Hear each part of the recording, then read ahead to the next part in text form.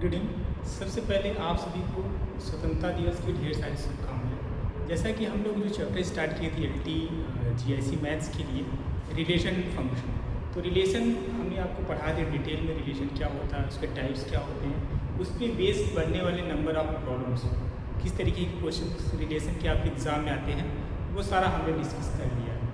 अब हम फंक्शन की बात करने जा रहे थे, तो फंक्शन से पहले किसी का मैसेज आ गया कि सर हमें थोड़ा सा सेट के बारे में भी बता दीजिए। हालांकि सेट रिलेशन फंक्शन तीनों टॉपिक एक साथ नहीं पढ़ाए जाते हैं, सेट मैंने कई बार पढ़ा भी रखा है, फिर भी आपकी रिक्वेस्ट पे हम सेट को एक ही दो लेक्चर में फिनिश कर देंगे। ठीक है, सेट से भी क्वेश्चन हमेशा आते हैं। ठीक है, तो पहले सेट क्या होता है उसको हम डिफाइन करेंगे, फिर सेट के टाइप्स क्या क्या होते हैं और किस टाइप क्वेश्चन आपके एग्जाम में पूछे जाते हैं। ठीक है, तो फंक्शन को अभी थोड़ा सा हम ब्रेक देते हैं एक दो लेक्चर के लिए, सेट को भी हम लोग इसी समय क्लियर कर लेते हैं। ठीक है, तो सबसे पहले हम सेट्स की बात करें तो आपको मालूम है सेट क्या होता है।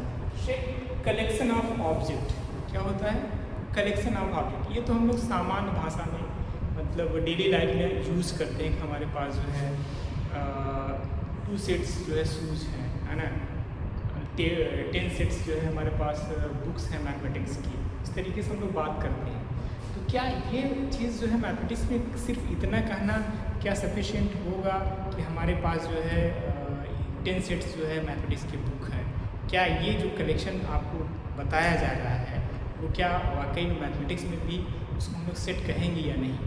तो इस पर थोड़ा सा एक वर्ड इसमें हम लोग थोड़ा सा इंट्रोड्यूस करेंगे, वो है वेल डिफाइंड वर्ड। ठीक है, क्या है वेल डिफाइंड। देखिए वेल डिफाइंड का यहाँ पे जो मतलब होता है, यानी सिंपल इस तरीके से समझिए कि कलेक्शन तो होना ही चाहिए, है ना, कलेक्शन ऑफ ऑब्जेक्ट है तो सेट हम कहेंगे, लेकिन इसमें एक चीज़ और भी ध्यान रखना है, जो कलेक्शन है वो कैसा होना चाहिए, वेल डिफाइंड होना चाहिए। कैसा होना चाहिए, वेल डिफाइंड। इट मीन्स इसका जो डेफिनेशन होता है सेट का क्या होता है, एनी कलेक्शन ऑफ ऑब्जेक्ट या any collection of well defined object is called set. क्या हम लोग डेफिनेशन देते हैं, any collection of well defined object, well defined object is called set. ठीक है, यानी कैसा कलेक्शन होना चाहिए, वेल डिफाइंड होना चाहिए। वेल डिफाइंड का यहाँ पर जो सेंस है, वेल डिफाइंड का मतलब ये है कि हम जैसे किसी कोई क्वेश्चन आपसे पुटअप करें, पूछें कि आप ये बताइए कि एक एग्जांपल ले लेते हैं, collection of good teacher on online platform. ठीक है, आप ऑनलाइन प्लेटफॉर्म पर पढ़ाने वाले अच्छे टीचर का जो है आप कलेक्शन बताइए। तो इस चीज़ को बता पाना बड़ा मुश्किल काम है। पता चले कि आप कोई हमें लाइक कर रहा है, कोई स्टूडेंट किसी अदर टीचर्स को लाइक कर रहा है, जितने पर्सन हैं उतने तरीके के आंसर हो सकते हैं। ठीक है, यानी पर्सन टू पर्सन क्या होगा, वेरी करेगा, आंसर क्या होगा, चेंज होता रहेगा। ठीक है, तो उस केस में ये कलेक्शन क्या होगा, वेल डिफाइंड नहीं होगा। ठीक है, जब क्या हो आपका आंसर जो है चेंज हो, पर्सन टू पर्सन वेरी करे, उस केस में वो जो कलेक्शन है वो क्या है, वेल डिफाइंड नहीं होता। ठीक है, जब वेल डिफाइंड नहीं होता तो वो कलेक्शन सेट भी नहीं होगा। सेट होने के लिए क्या होना पड़ता है, उस कलेक्शन को वेल डिफाइंड होना चाहिए। वेल डिफाइंड का मतलब ये है कि हम कोई भी क्वेश्चन रेज करें, उसका जो हमें जवाब मिले X पर्सन से भी जो मिल रहा है वही हमें Y पर्सन से भी मिल रहा है। जैसे हम ये कहें कि भाई 2 + 2 क्या होगा, 2 + 2 क्या होगा, ये जवाब आप चाहे जिससे पूछेंगे, है ना, इंडिया में पूछें चाहे ऑस्ट्रेलिया, किसी भी कंट्री में जाके आप ये क्वेश्चन पूछेंगे, सबका जवाब हमेशा क्या आएगा, 4 ही आएगा। तो इस तरीके की मतलब क्वेश्चंस या इस तरीके का जो कलेक्शन है वो क्या होता है, वेल डिफाइंड, जो यूनिवर्सल ट्रूथ मतलब चीज़ें सही हो मिला। ठीक है, क्या हो, सही, पर्सन टू पर्सन जो है वेरी ना करती हो, ऐसे कलेक्शन को हम लोग क्या बोलते हैं, वेल डिफाइंड बोलते हैं। जब वेल डिफाइंड होगा तो क्या होगा, सेट होगा। आई थिंक चीज़ें आपको समझ में आ गई, यानी हर कलेक्शन सेट नहीं हो सकता, वही कलेक्शन सेट होगा जो क्या हो, वेल डिफाइंड। वेल डिफाइंड को हम लोग हिंदी में क्या बोलते हैं, सुपरिभाषित बोलते हैं। क्या बोलते हैं, सुपरिभाषित। नाम से क्लियर है, यानी बिल्कुल डिफाइन हो बहुत अच्छे तरीके से, है ना। तो ऐसे सेट को हम लोग क्या बोलते हैं, ऐसे कलेक्शन को क्या बोलते हैं, वेल डिफाइंड। जो भी वेल डिफाइंड होगा। एक दो एग्जाम्पल लेते हैं, जैसे हम यही कहें, कलेक्शन ऑफ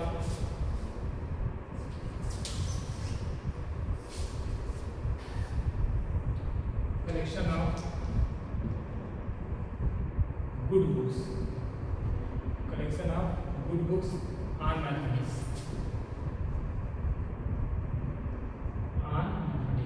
यानी का कलेक्शन मैथमेटिक्स का जो क्या हो अच्छी, ठीक है। यहाँ पे भी गुडनेस की बात आ गई। गुडनेस की क्या कोई डेफिनेशन फिक्स तो है नहीं कि भाई हमें पता चला हम आर.डी. शर्मा को पसंद कर रहे हैं, आप जो है किसी और राइटर को एम.एल. अग्रवाल, मतलब ढेर सारे प्ले राइटर्स हैं, ढेर सारे राइटर्स हैं, डिफरेंट राइटर, यानी जो स्टूडेंट हैं सबकी अपनी अलग अलग चॉइस होती है। यहाँ पे भी ये भी कलेक्शन क्या होगा, वेल डिफाइंड नहीं होगा। जब वेल डिफाइंड नहीं होगा तो ये सेट भी नहीं होगा, ठीक है। आई थिंक चीज़ें क्लियर हैं, डेफिनेशन क्लियर रहता है तो क्वेश्चन को समझना थोड़ा सा आसान हो जाता है। अभी आपसे ये इस लेवल पे एग्जाम में कभी नहीं पूछने वाला है कि जो है सेट कोई ऑप्शन दे देगा, पूछेगा सेट है कि, ये नहीं है, लेकिन कॉन्सेप्ट का क्लियर होना ज़रूरी है। जैसा कि आपको LT GIC हो और GIC लेक्चर, इसमें मेंस होना है, तो मेंस होने के लिए आपका बेसिक फंडामेंटल बिल्कुल क्लियर होना चाहिए। अभी देखिए 2-3 चीज़ें हम और करेंगे। फंक्शन से पहले हम रिलेशन सेट फिनिश करने के बाद हम इनइक्वालिटी पढ़ाएंगे। ध्यान रखिए, इनइक्वालिटी में क्या होता है कि हम इसमें 2-3 चीज़ों को एक्सप्लेन करेंगे। जैसे आपको काफ़ी लोगों को दिक्कत होती है कि डोमेन निकालने में, है ना, डोमेन निकालने में और रेंज निकालने में तो थोड़ी सी प्रॉब्लम। भाई रेंज में भी कई टाइप्स हैं, डोमेन भी डिपेंड करता है फंक्शन आपका किस टाइप्स का है ना, वहाँ पे भी पढ़ेंगे फंक्शन आर टाइप्स, तो अलग चीज़ हो जाएगी। तो सेट के बाद हम इनइक्वालिटी पे आएंगे, फिर भी फंक्शन को थोड़ा सा होल्ड रखेंगे। क्यों इनइक्वालिटी हम इसलिए पढ़ाएं कि जब भी हम डोमेन फाइंड आउट करते हैं वहाँ पे एक मेथड का हम लोग अक्सर यूज़ करते हैं। इनइक्वालिटी तो आ ही जाती है जहाँ पे बेबी कर्व वगैरह की बात हम लोग करते हैं। बेबी कर्व वगैरह आप सीखा है या साइन कन्वेंशन जो भी आप, उससे क्या होता है इसलिए आप क्वेश्चन को सॉल्व कर सकते हैं, ठीक है। तो जैसे ही सेट कंप्लीट होता है हम लोग इनइक्वालिटी की बात करें, देन फंक्शन पे आएंगे। यदि ये चैप्टर आपका अच्छे से कंप्लीट होता है तो आप GIC मेंस, GIC लेक्चरर और LT दोनों में काम में आएगा। दोनों की जो सिलेबस है बहुत डिफरेंस नहीं है, बिल्कुल एक दूसरे के काफ़ी तो कह सकते हैं सेम दोनों का सिलेबस है, चाहे LT GIC हो चाहे आपका GIC लेक्चरर का। आप देखेंगे GIC लेक्चर का जो पहला टॉपिक हो क्या है, रिलेशन फंक्शन का है।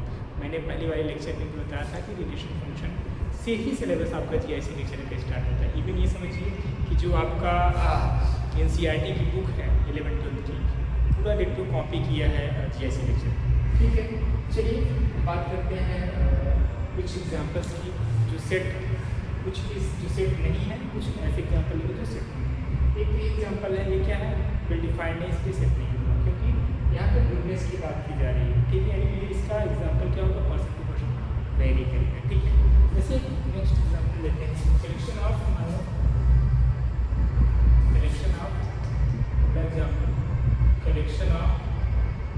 Given natural number less than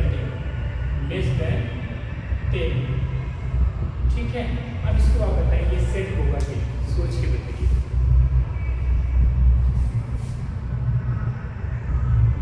तो अब सिंपल सी बात है, collection of given natural number less than 10, इसमें कौन कौन से सेट है भाई, कोई सेट है इसमें 10 छोटे आने वाले नेचुरल नंबर कौन से, 2 होगा, 4 होगा, 6 होगा, 8, यही तो होगा। अब इसका सिंपल सी बात, इसका ये क्वेश्चन हम किसी से भी पूछेंगे सबका जवाब क्या है, यही तो आएगा 2, 4, 6, 8, इसका आंसर बदलने वाला नहीं है। इसलिए कलेक्शन क्या होगा, वेल डिफाइंड होगा। जब वेल डिफाइंड होगा तो पक्का क्या होगा, सॉरी यानी सेट होगा, ठीक है। वेल डिफाइंड है तो क्या होगा, सेट होगा।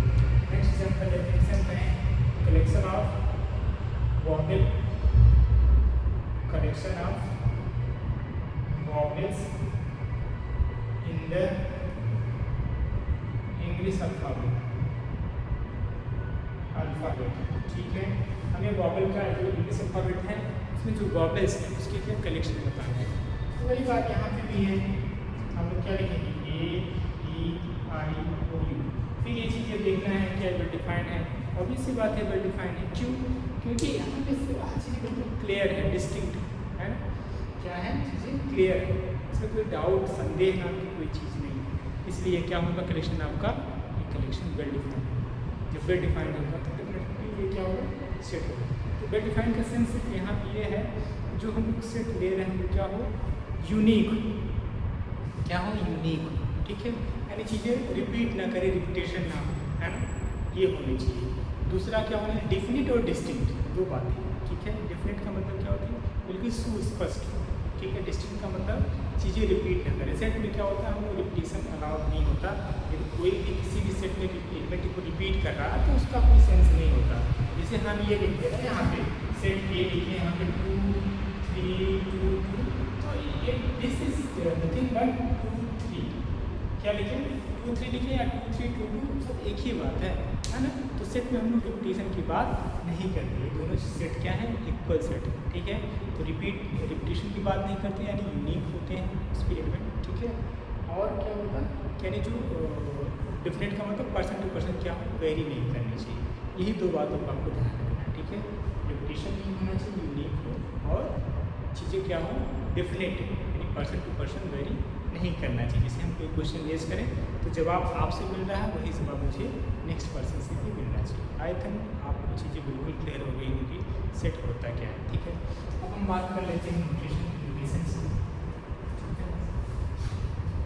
अब देखिए बहुत बड़ी कर सकते हैं कि आपके गुड न्यूज़ ये है, आपकी एक ही प्रिपरेशन में आप क्या क्या तैयारी करने वाले हैं। सोचो, LT भी आपका हो जाएगा इसी पढ़ाई में, और GIC लेक्चरर भी आपका हो जाएगा इसी पढ़ाई में, और आपको बिल्कुल TGT भी हो जाएगा इसी में, PGT भी हो जाएगा इसी में, और जो आने वाली अपकमिंग वैकेंसी है जिसमें TGT PGT की भी 30,000 सुनने में आ रहा वैकेंसी। तो आपके पास जो जितने भी B.Ed वाले हैं उनके पास एक गोल्डन अपॉर्चुनिटी है, इसको आप जो है जाने मत दीजिए हाथ से। जी मतलब तन मन धन सब कुछ लगा दीजिए, जी जान लगा दीजिए इस जॉब को पाने के लिए।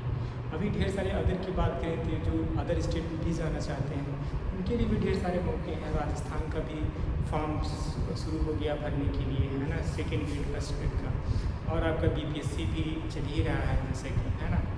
और ये सुनने में आ रहा है KVS सुप्रीम कोर्ट का शायद आदेश हुआ है, जो KVS NVS की जो वैकेंसी है उसको भी कुछ टाइम दिया है, इस टाइम तक में इनको कंप्लीट करनी होगी। तो आपको KVS NVS और EMRS इन सब की भी वैकेंसी देखने को मिलेगी। यानी आपकी एक ही प्रिपरेशन में, है ना, देखा जाए इंडिया के जो भी आपकी टीचिंग एग्ज़ाम की प्रिपरेशन आप कर रहे हैं बहुत ज़्यादा डिफरेंस नहीं है, सबका सिलेबस लगभग इक्वली सेम है। मतलब इतना सेम है कि आप एक ही तैयारी में भाई तो 100% की बात हम ना करें, आप 70% 60+ है तो आपकी जो है सिलेक्शन हो जाता है किसी भी सिलेबस का 60%। हालांकि ये करना ठीक नहीं होता, आप किसी पर्टिकुलर टॉपिक को छोड़ के, है ना। यदि आप 60% सिलेबस रेडी किए हैं तो आप किसी भी स्टेट का क्वालिफाइंग एग्ज़ाम क्वालिफाई कर सकते हैं, ठीक है। तो कहने का मतलब ये जी जान लगा दीजिए, और ये मानिए कि आपकी लाइफ की आखिरी वैकेंसी साबित होने वाली है। कितना समय लग रहा है, आपने 7 साल वेट किया है LT के लिए, ठीक है। चलिए मिला कि आप सीरियस हो गए होंगे, कभी कभी होता नहीं कि एक मोटिवेशन मिलता है कि थोड़ा सा ये चीज़ बताया जाता है कि आपका आखिरी टाइम है ना। देखो इंसान उस काम को बहुत अच्छे तरीके से तब करता है जब उसको पता है कि मेरा लास्ट अटेम्प्ट है, लास्ट चांस है, अब हमें जीवन में कभी मौका नहीं मिलेगा। तो चाहता है कि आज जो हमें टाइम मिला है उसको हम क्या करें, फुल्ली मतलब पूरा अपना एफर्ट डाल दें, जिससे हम उसको क्या कर लें, उस लक्ष्य को, उस गोल को क्या कर लें, अचीव कर लें, ठीक है। तो इस चीज़ को आप ध्यान रखना है, कभी कभी मोटिवेट करना भी बहुत ज़रूरी हो जाता है। चलिए, और आपको पता होना चाहिए TGT का भी एग्ज़ाम डेट अनाउंस हो गया दिसंबर में, और आपका जो है PGT का भी आई थिंक अक्टूबर में है, एग्ज़ाम भी पास है, ठीक है। हमें थोड़ा सा स्पीड भी बढ़ानी है, ठीक है। अब हम बात करते हैं नोटेशन की। नोटेशन हम किस तरीके से यूज करते हैं, देखिए जब हम सेट की बात करते हैं तो जो सेट लिखते हैं वहाँ पे हम सेट को कैपिटल लेटर्स लिखते हैं इस तरीके से ABC, है ना, XYZ। जो सेट के एलिमेंट्स होते हैं उसको हम लोग किससे लिखते हैं, स्मॉल लेटर्स लिखते हैं, ठीक है। किससे लिखते हैं, स्मॉल लेटर्स लिखते हैं। ये लिखने का एक तरीका होता है, ठीक है। इससे क्या होता है, आप आसानी से कोई क्वेश्चन आए तो आप देख के पता चलेगा कि हाँ सर सेट की बात कर रहे हैं, ठीक है। नाम भी नहीं देते हैं, कहीं इस तरीके से दिखता है तो यानी कोई सेट लिखा है, कर्ली ब्रैकेट्स में लिखा है, एलिमेंट लिखे हैं, स्मॉल लेटर में सेट लिखा है, तो उसको हम सोचते हैं कि सेट टू की बात की जा रही है, ठीक है।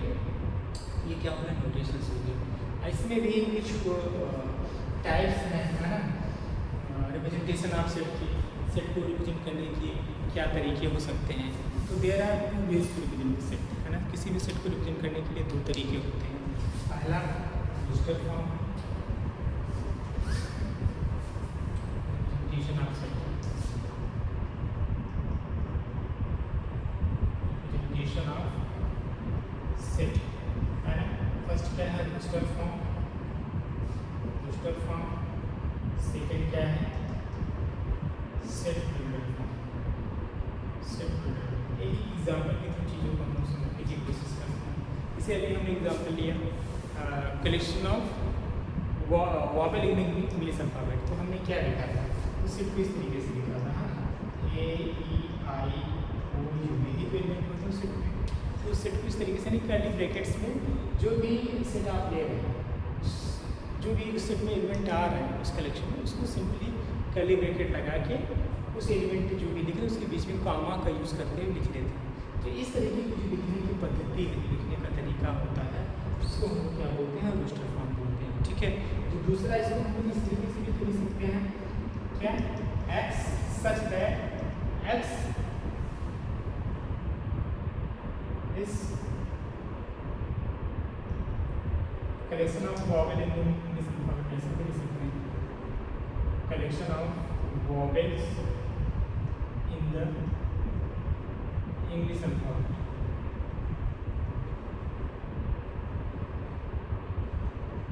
ठीक है। जो इस तरीके के लिखने का तरीका है, हम लोग प्रॉपर्टी एक लिखने हैं, लिख रहे हैं, ठीक है। और ऐसी प्रॉपर्टी जो हम लोग कलेक्शन ले रहे हैं वो उसमें आ जाए, ठीक है। तो सिंपल सी बात है, हमने क्या लिखा, x such that is collection of vowel in English alphabet, यानी जो कलेक्शन था सिंपल उसको एक्स सच दैट करके लिख दिया। तो जो इस तरीके की जो लिखने का तरीका होता है उसको बोलते हैं सेट बिल्डर फॉर्म होते हैं, ठीक है। तो आप रोस्टर को सेट बिल्डर फॉर्म में कन्वर्ट कर सकते हैं, ठीक है। रोस्टर को आप सेट बिल्डर फॉर्म में भी लिख सकते हैं। कभी कभी क्वेश्चन जो आते हैं दोनों किसी फॉर्म में दिया है, रोस्टर फॉर्म में थोड़ा सा चीज़ें आसान होती है, दिखती रहती है कौन कौन सी सेट एलिमेंट आ रहा है, लेकिन सेट बिल्डर फॉर्म में थोड़ा सा सोचना पड़ता है। जैसे हम ये कहते हैं कि भाई कोई सेट एक्स है, यहाँ पे लिखते हैं एक्स सच दैट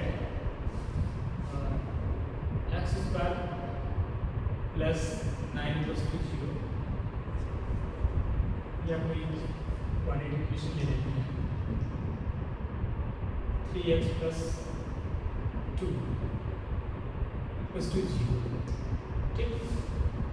अब ये भी कोई सेट ही है, तो अब इसको क्या करना पड़ेगा, हमें सॉल्व करना पड़ेगा। क्या करना पड़ेगा, हमको सॉल्व करके देखना पड़ेगा इसकी वैल्यू क्या है, और सिंपली इसका एलिमेंट भी लिख सकते हैं। हम मान इसको सॉल्व करने में जरूर टाइम से कोई आ रहा है, 1 2 आ रहा है, क्या आ रहा है, -1 आ रहा है, -2 आ रहा है।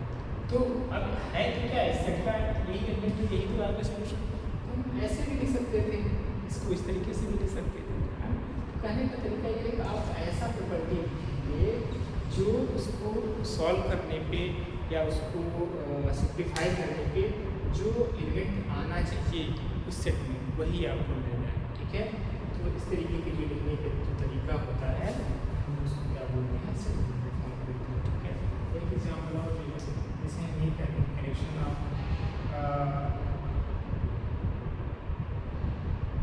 Of even natural number, simple example है collection of even natural number less than 5, ठीक है। अब इसको रोस्टर फॉर्म में लिखेंगे तो हम सिंपली क्या लिखेंगे, 5 से छोटा इवन नंबर 2 4 हो गया। अब इसको सेट बिल्डर फॉर्म में लिखना है क्या, कुछ नहीं, X such that X is collection of even natural number less than 5, X is या इवन नेचुरल नंबर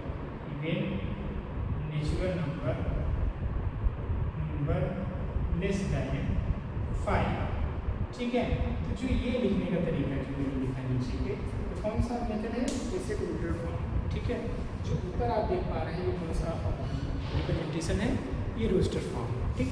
यही दोनों में डिफरेंस होता है, यही दो ही मेथड होते हैं जिसमें आपके सेट लिखे जाते हैं, ठीक है भाई। चलिए नेक्स्ट हम बात करते हैं टाइप्स ऑफ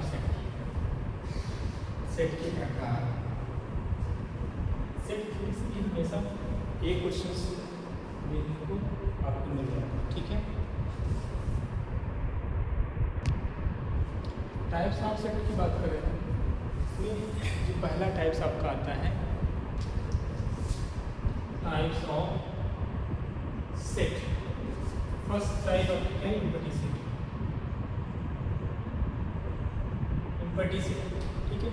नाम से भी क्लियर है, एम्प्टी का मतलब क्या है, खाली सेट, ऐसा सेट जिसमें एक भी एलिमेंट ही ना हो, ठीक है। अच्छा, इसको कुछ नल सेट भी बोलते हैं, क्या बोलते हैं, नल सेट या वाइड सेट भी बोलते हैं, ठीक है। सबका मतलब एक ही, a set which has no element that is known as empty set. It is denoted by किससे डिनोट करते हैं, एम्प्टी ब्रैकेट्स यानी खाली ब्रैकेट्स का यूज करते हैं या सिंपल फाइल का यूज करते हैं, ठीक है। जैसे हम लिख रहे हैं, एक इक्वेशन ले लेते हैं, x such that x square plus 9 and x is even number, ऐसा नंबर जो क्या हो, इवन। तो यदि आप इसको सॉल्व करते हैं तो x इवन क्या है, प्लस माइनस 3 आएगा, ये क्या होता है, ऑड होता है ना, 3 ऑड होता है, तो इसको आप क्या कर सकते हैं, ये इवन होता ही नहीं, क्योंकि हम यहाँ पे क्या लिखें, x such that x square plus 9 and x is even number, जो कि होता है ऑड नंबर, इसलिए ये क्या होगा, ये सेट आपका एम्प्टी सेट होगा, ठीक है। तो इस तरीके की चीज़ें जो पॉसिबल ना हो, जो कहें कि natural number less than 1, natural number 1 से तो स्टार्ट ही होता है ना, तो 1 से छोटा कहाँ नंबर हो सकता है नेचुरल नंबर, ये भी किसका एग्जांपल है, एग्जांपल है आपका एम्प्टी सेट का, ठीक है। नेक्स्ट टाइप्स की बात करें तो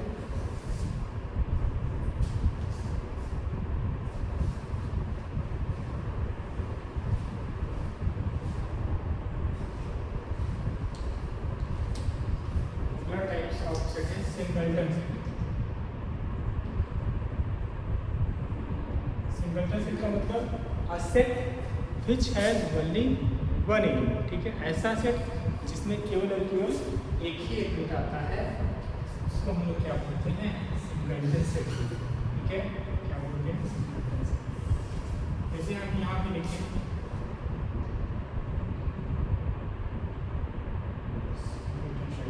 जैसे कोई सेट ए लिखा है, इसमें हमने ये एलिमेंट लिख दिया, इसका मतलब ये क्या हो गया, सिंगलटन सेट हो गया, इसको आप एम्प्टी नहीं बोलेंगे, एक एलिमेंट तो है ना, चाहे 0 ही क्यों ना हो, वो भी क्या है, एलिमेंट ही तो है, तो ऐसे सेट को हम क्या बोलते हैं, सिंगलटन सेट बोलते हैं, ठीक है। फिर फाइनाइट सेट, फाइनाइट सेट बिल्कुल क्लियर है, a set which has number of element is countable, it means ऐसा सेट जो नंबर ऑफ एलिमेंट क्या हो, उसको आप काउंट कर सके, आप बता सके कि कितने उस सेट में एलिमेंट हो, जैसे इस सेट को लिख दीजिए 1 2 3 मैक्सिमम, ये सेट क्या है, फाइनाइट सेट, इसको आप बता सकते हैं कितने एलिमेंट हैं, ठीक है। जैसे set of real number, set of real number, ये कैसा सेट हो जाएगा, अब इसमें तो ढेर सारे नंबर्स आएंगे, ठीक है भाई, आपके आ जाएंगे -3 -2 2/3 0 1 5, यानी रेशनल इरेशनल सारे नंबर्स आ जाएंगे, real number, whole number, rational number, ये कैसे सेट होगा, ये आपको जो है रियल नंबर की सेट होगा, ठीक है। तो इस किसके सेट हो, रियल नंबर के, सॉरी इनफाइनाइट सेट, ठीक है। ऐसे सेट को क्या बोलते हैं, इसके एलिमेंट आप बता ही ना पाओ, ऐसे सेट को क्या बोलते हैं, इनफाइनाइट सेट बोलते हैं, ठीक है, कोई दिक्कत नहीं होनी चाहिए। फिर सबसेट की बात कर लेते हैं,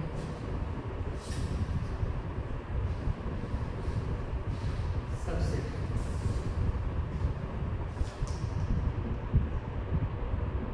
जैसे कोई सेट ए और कोई सेट बी, ठीक है, नॉन एम्प्टी सबसेट यानी सेट है जिसमें कुछ न कुछ एलिमेंट है, ठीक, एक ही एलिमेंट है आपके ए बी सी, बी की एलिमेंट आपके क्या है, बी सी डी, तो बी सी डी ए, ये ठीक है। तो ये सबसे डी का जो डेफिनेशन होता है, सेट या यूँ कहें कि कोई सेट जिसके सारे एलिमेंट बी यानी दूसरे वाले सेट में बिलोंग कर रहा है, ठीक है। A set which has all elements of set A belongs to the set B, ऐसा सेट जिसके जो फर्स्ट सेट के एलिमेंट हैं वो सारे एलिमेंट किसमें, बी में बिलोंग करने चाहिए, कर रहा है तो हम लोग बोलेंगे क्या, ए इज सबसेट ऑफ बी, ठीक है, ए इज सबसेट ऑफ बी। तो आप यहाँ पे देखते हैं ए भी यहाँ पे है, बी भी यहाँ पे है, सी लेकिन ये सबसेट, अच्छा बी सबसेट ऑफ ए है कि नहीं है, बी सबसेट ऑफ ए है कि नहीं है, बिल्कुल नहीं है। क्यों नहीं है, क्योंकि आप यहाँ पे देख पा रहे हैं कि B C D A D C ये तो है लेकिन डी इसमें नहीं है, तो ए सबसेट बी है लेकिन बी सबसेट ए नहीं है। एक चीज़ और ध्यान दें, जब कभी हम लोग किसी भी दो सेट को इक्वल दिखाते हैं उस केस में हम लोग इसी डेफिनेशन के यूज़ करते हैं, यानी ए इज सबसेट ऑफ बी और डी इज सबसेट ऑफ ए, ये दिखा देते हैं तो कहते हैं कि दोनों सेट क्या होगा। ऑब्वियस सी बात है, यहाँ पे आप देख नहीं सकते हो, जैसे सपोज करो यहाँ पे हमने डी ले लिया, क्या ले लिया डी, ए सबसेट बी भी है और यहाँ पे क्या है बी सबसेट ए बी है ना। तो आपको ऑब्वियस सी बात है, जब ए सबसेट बी होगा और बी सबसेट ए होगा उस केस में केवल और केवल तभी पॉसिबल है जब दोनों सेट क्या हो एक ही सेम यानी इक्वल सेट हो, ठीक है, तभी A subset B and B subset A हो, अदरवाइज नहीं, ठीक है। नेक्स्ट बात कर लेते हैं प्रॉपर सबसेट। प्रॉपर सबसेट में क्या होता है कि जैसे सपोज करो कोई भी दो एलिमेंट है सेट ए और बी, ये क्या है नॉन यूनिटरी सेट है, तो जितने भी सेट एक एलिमेंट हैं सारे मिलके तो होना चाहिए, लेकिन बी सेट में एटलीस्ट एक एलिमेंट ज़रूर ऐसा हो जो सेट ए में ना हो, ऐसे सेट को हम लोग क्या बोलते हैं प्रॉपर सेट बोलते हैं, ठीक है, क्या बोलते हैं प्रॉपर सेट। इसी बेस्ड कुछ क्वेश्चंस भी बन जाते हैं, नंबर ऑफ सबसेट पूछता है, एग्जाम में पूछता है, जैसे मान लो इसका फॉर्मूला जो होता है उसको और ये क्या होता है number of number of subset क्या होता है formula two the power n, where n is the number of element in the given set, ठीक है, ये नंबर ऑफ सबसेट का फॉर्मूला। जैसे कोई सेट x है उसमें एलिमेंट क्या है ए बी सी है, तो आपसे पूछिए number of subset, number of subset क्या हो जाएगा 2 to the power 3 8, ठीक है, ये क्या हो जाएगा नंबर ऑफ सबसेट। यानी कोई भी सेट है एलिमेंट आपको पता है तो सेट के नंबर ऑफ सबसेट आप बता सकते हैं। ये क्वेश्चन एग्जाम में पूछा जाता है अक्सर, इस फॉर्मूले को याद रखिएगा, है ना, कभी कभी फॉर्मूला ही पूछ लेता है, ठीक है। अच्छा एक क्वेश्चन और यही है, नंबर ऑफ सबसेट तो बता दें, तो नंबर ऑफ प्रॉपर सबसेट पूछता तो क्या होता है number of proper subset, number of proper subset क्या होता है -1 कम कर देते हैं, ठीक है। अब जैसे इसी का पूछ लेते हैं, मतलब क्वेश्चन है इसका हमें क्या होता है नंबर ऑफ प्रॉपर सबसेट, कुछ नहीं करना था 2 to the power 3 -1 यानी 8 -1 करके तो क्या आएगा 7, तो इस सेट का जो नंबर ऑफ प्रॉपर सबसेट क्या आएगा 7 आएगा, ठीक है। नेक्स्ट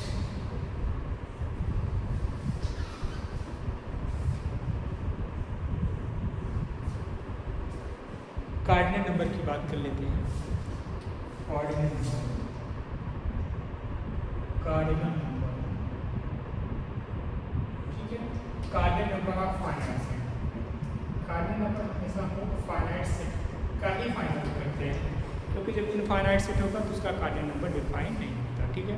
कार्डिनल नंबर का यूज समझिए कि number of element in the given finite set, जैसे सपोज करो कि कोई सेट ए है उसकी एलिमेंट क्या है आपके A B C D E, कुछ नहीं कर देना है, इस सेट का कार्डिनल बताना है, कार्डिनल के हम लोग ओ ऑफ ए इस तरीके से यूज करते हैं, यहाँ पे ऐसा लिखते हैं, ठीक है।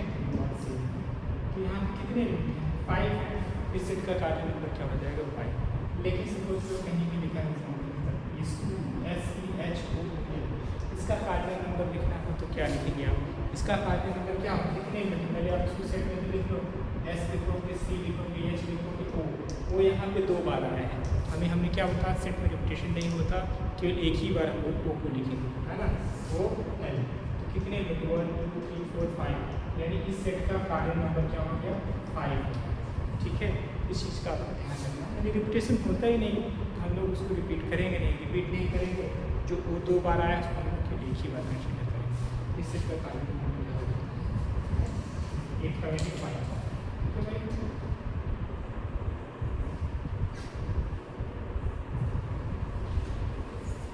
बात कर लेते हैं पावर सेट,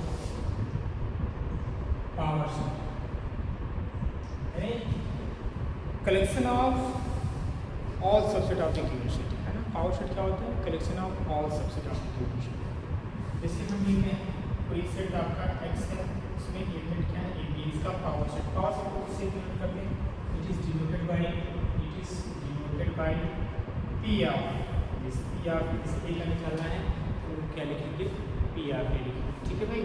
पी ऑफ ए क्या होगा, इस इसके सबसेट ये लिखने हैं, तो पहला काम क्या करेंगे, फाइव लिखेंगे। अच्छा फाइव क्यों लिखते हैं, आपको पता होना चाहिए five is a subset of every set. तो सबसे पहले जब भी सबसेट की बात करते हैं वहाँ पे हम लोग किसको लिखते हैं, फाइव पे लिखते हैं। अब जो एलिमेंट है उसको लिख डालिए, ए है ए को लिख लो, बी है बी को लिख लो, ए बी। कुछ करने की बात नहीं, सिंपल सी चीज़ है। यानी सपोज कोई भी घर में दो सदस्य हैं का बंटवारा करना है तो दो तरीके से दो क्या कितने तरीके से रह सकते हैं, यानी ए अकेला रह सकता है, बी अकेला रह सकता है और ए बी दोनों साथ साथ रह सकते हैं। तीन ये हो गया, और फाइव तो हमेशा सबसेट होता है सभी सेट का, ठीक है। तो इसकी क्या होगी, पावर सेट आती है। सिंपल सी बात यहाँ पे लिखना है, इसका जो फॉर्मूला आता है नंबर ऑफ सबसेट का पावर एन से निकलेगा, कितने हैं इनमें, टू है, टू की पावर यानी फोर, तो फोर लिखो 1 2 3 4, तो फोर जो है इसमें क्या है, एलिमेंट्स आएंगे, ठीक है। चलिए ये क्वेश्चन और कुछ एग्जाम में पूछ लेता है इससे रिलेटेड। मान लो कोई सेट ये है एम्प्टी सेट, क्या है एम्प्टी सेट, इसका नोटेशन होता है एम्प्टी सेट, इसका पावर सेट आपने निकालना है। तो पी आप इसका निकालोगे तो क्या होगा, एक फाइव फार्मूला क्या होता है नंबर ऑफ सबसेट का, नंबर ऑफ सबसेट का जो फार्मूला होगा 2 की पावर n क्या है यहाँ पे 0 है, 1 आएगा, ठीक है। तो अब फाइव सभी सेट का सबसेट होता है तो फाइव लिखते हैं, यानी इसका पी आर क्या होगा, फाइव होगा, ठीक है। अब सपोज करें कि इसका पी आर निकालना है, डब्ल्यू पी आर निकालना है, वो क्या हो जाएगा, तो अब यहाँ पे देखिए क्या है, ये फाइव मतलब इम्पटी सेट था, लेकिन अब यहाँ पे इम्पटी नहीं हुई, क्या हो गया, सिंगलेटेड सेट हो गया। तो यहाँ पे लिखिए फॉर्मूला पर बात करते हैं, क्या लिखेंगे, नंबर ऑफ सबसेट पे लिखेंगे 2 टू पावर क्या लिखेंगे, 2 टू पावर 1 लिखेंगे, 2 टू पावर 1 का मतलब 2 गया, यानी इसमें पावर सेट में कितने एलिमेंट आएंगे, 2 आएंगे। एक तो फाइव जो सबके साथ हुआ करता, दूसरा फाइव आपका 0 हो जाएगा, ठीक है, 2 दिख गया। इसका एक और ट्रिपल आई टी में क्वेश्चन आपके एग्जाम में पूछा गया था कि इसका जो है ट्रिपल पी आर क्या होगा, ट्रिपल पी आर ये पूछा। तो सिंपल सी बात है, ट्रिपल के लिए क्या, 2 पावर 4 यानी 4 इसमें एलिमेंट आएंगे, आप आसानी से लिख सकते हैं इतने से। देखो एक ही वो फाइव है जो सबके साथ होता है, अब इस फाइव को लिखना है कटिंग ब्रैकेट्स, फिर इस फाइव को भी कटिंग ब्रैकेट्स से लिखना है, कटिंग ब्रैकेट से पहले से एक और लगेगा, फिर दोनों साथ में रह सकते हैं उस तरीके से। तो ये थोड़ा सा ब्रैकेट्स इसमें लग जाते हैं, वो कन्फ्यूज हो जाते हैं इसका कौन सा ऑप्शन करेक्ट होगा। तो सिंपल सी बात है, कन्फ्यूज होने की जरूरत नहीं है। इस सेट में कितने एलिमेंट हैं, 2 एलिमेंट हैं, 2 एलिमेंट हैं, तो जो नंबर ऑफ सबसेट आएगा कितने आना चाहिए, 4 आना चाहिए। तो 5 तो लेंगे ही, क्योंकि 5 में सबसेट ऑफ एवरी सेट 5 आएगा ही। फिर ये 5 इसको कर्ली ब्रैकेट में यूज करेंगे इस एलिमेंट को, फिर इसको ये 5 ऑलरेडी कर्ली ब्रैकेट्स में है, फिर एक कर्ली ब्रैकेट्स लगाएंगे, फिर इन दोनों को हम कंबाइन करके लिखेंगे, तो ये नंबर ऑफ सबसेट यानी कितने, यानी 4 एलिमेंट हो जाएंगे। क्यों, क्योंकि सेट में 2 एलिमेंट थे। तो कुल मिला के लिखने का तरीका है कोई बड़ी वाला इसमें, ठीक। अच्छा अब ठीक है, आज की क्लास यहीं पर रोकते हैं, कल थोड़ा सा ऑपरेशन कॉन्सेप्ट की बात करेंगे, उसके बाद कुछ जो है प्रॉब्लम्स डिस्कस करेंगे जो आपके एग्जाम में पूछा गया है, फिर इक्वलिटी इनइक्वलिटी, देन हम लोग फंक्शन की बात करेंगे। थोड़ा सा इसमें हमें इस चैप्टर में थोड़ा टाइम देने की ज़रूरत है, यदि इस चैप्टर को आप अच्छे से कर लेते हैं तो अगर और चैप्टर्स में ज़रूरत तो काफ़ी चीज़ें आसान हो जाएंगी। कैलकुलस का जितना भी पार्ट है उस चीज़ को करना काफ़ी ईजी हो जाता है यदि आप सेट रिलेशन फंक्शन तीनों मतलब चैप्टर देख ही कहिए अच्छे से पढ़ते हैं। अभी हमें पूरा ग्राफ वगैरह जो फंक्शन है, हर फंक्शन की ग्राफ पढ़ने, हर फंक्शन की नेचर पढ़ने, थोड़ा सा इसमें हमें टाइम देने की ज़रूरत है, ठीक है। चलिए आज की क्लास में हम लोग यही रोकते हैं, नेक्स्ट लेक्चर में मिलते हैं। Thank you so much.